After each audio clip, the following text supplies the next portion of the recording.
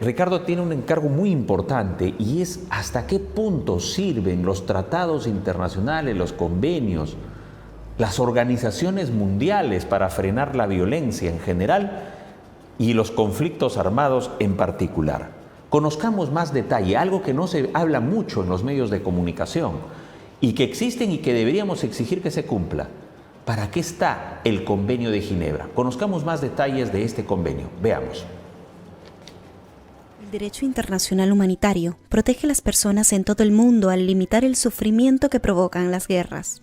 Los convenios de Ginebra de 1949, firmados por países de todo el mundo, establecen distinciones claras entre quienes combaten y quienes no, como los heridos, las personas civiles y los prisioneros de guerra. Hoy en día siguen respondiendo a las dificultades que atraviesan las personas y las sociedades como consecuencia de las guerras modernas.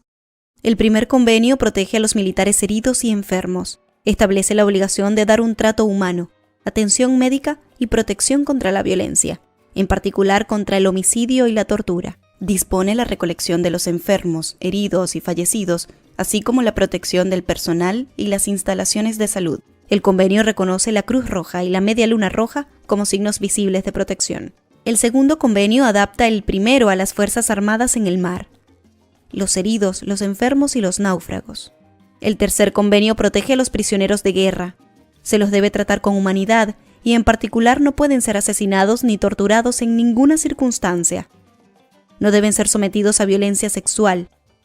Las mujeres y otros prisioneros de guerra en una situación particular de riesgo gozan de protección específica. Los prisioneros de guerra deben recibir en forma adecuada alimentos, agua, ropa, alojamiento y asistencia médica. Se les debe permitir escribir cartas a sus seres queridos y recibir visitas del Comité Internacional de la Cruz Roja, y deben ser liberados sin demoras tras el fin de las hostilidades activas. El cuarto convenio protege a las personas civiles, en particular las que están en manos de una parte adversaria. Las personas civiles protegidas deben ser tratadas con humanidad. Actos como el homicidio y la tortura no se permiten en ninguna circunstancia. No deben ser sometidas a violencia sexual. Los grupos que corren riesgos particulares, como las mujeres y los niños, gozan de protección específica. Una potencia ocupante, en la medida de lo posible, debe procurar que la población disponga de alimentos e insumos médicos. El convenio establece normas relativas a la asistencia humanitaria y protege a las personas civiles detenidas, que también tienen derecho a las visitas del Comité Internacional de la Cruz Roja. Los convenios deben aplicarse sin discriminación de ningún tipo, por ejemplo por raza, sexo, nacionalidad, religión u opinión política.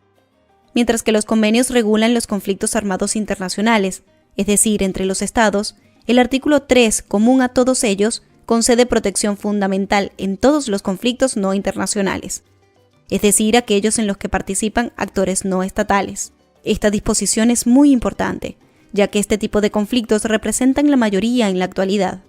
3 protocolos adicionales amplían la protección que otorgan los convenios. El protocolo primero, que abarca los conflictos armados internacionales, contiene principios clave para la conducción de las hostilidades, entre otras protecciones importantes. El protocolo segundo plantea normas esenciales para determinados conflictos armados no internacionales, mientras que el protocolo tercero reconoce el cristal rojo como emblema adicional.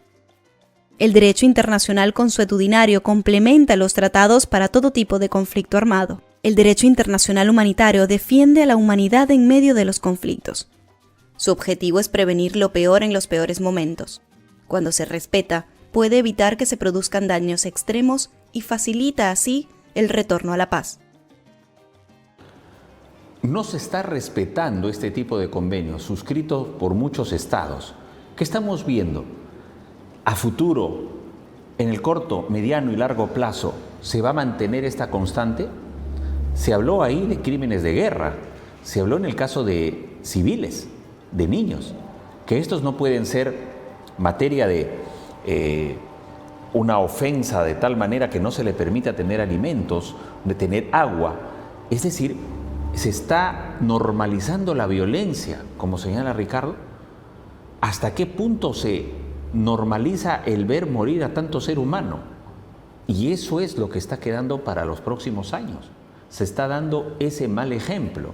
Entonces cualquiera ya no va a respetar lo que está en las normas. Es la ley del más fuerte, es la prepotencia, es el autoritarismo, es la dictadura, y eso enerva la democracia y enerva el sentido de humanidad que debe haber. Desde aquí, como lo ha postulado Ricardo Belmont, a través de la mirada se practica una filosofía humanista, se practica el bienestar general y se propone y se propugna precisamente la práctica de valores y el cumplimiento de nuestros deberes. Tenemos derechos, pero también tenemos deberes.